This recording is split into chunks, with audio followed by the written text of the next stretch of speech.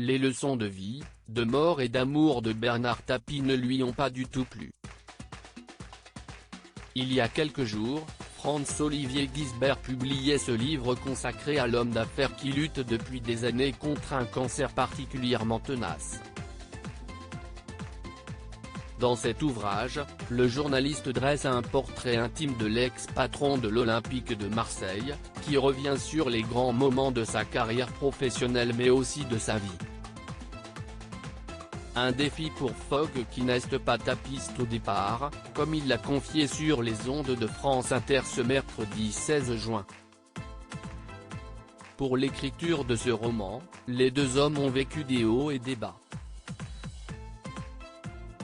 Mais Franz-Olivier Gisbert est admiratif du courage de Bernard Tapie. Ce n'est pas un livre à sa gloire, si est une tranche de vie, quelqu'un qui a des leçons à donner en fin de vie, comme le fait de ne pas prendre d'antidouleur, il gère tout, contrôle tout.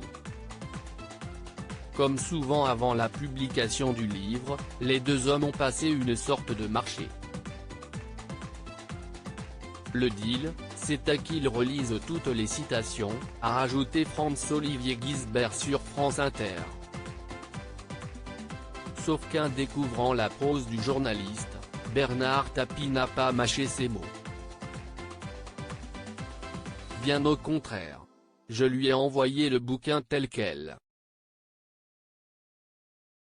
Il a arrêté au bout de la page 3 ou 4 en disant « Je ne peux pas continuer, ça me donne envie de vomir », a-t-il raconté, sans révéler la raison pour laquelle l'homme d'affaires n'avait pas eu envie de continuer sa lecture.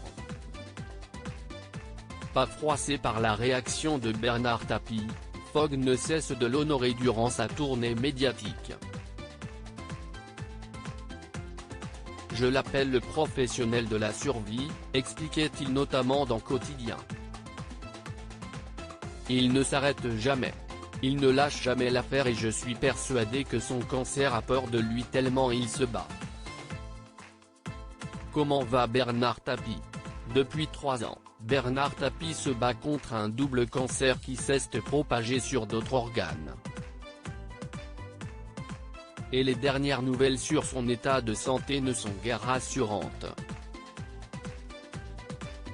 Sur BFM TV il y a quelques jours, son fils Laurent expliquait que de nouvelles tumeurs sont apparues. Aujourd'hui, il en a une au cerveau soignée par radiothérapie, 2 dans les reins, dans l'abdomen, il en a un peu partout de petite taille. Si jusqu'ici Bernard Tapie a toujours déjoué les statistiques en étant combatif, cette fois, il serait extrêmement fatigué par la maladie et les différents traitements.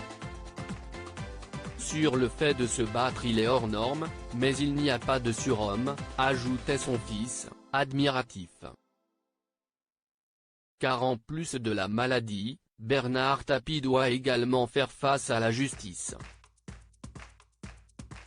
Poursuivi pour complicité d'escroquerie et détournement de fonds publics, le parquet général requis à son encontre 5 ans d'emprisonnement avec sursis.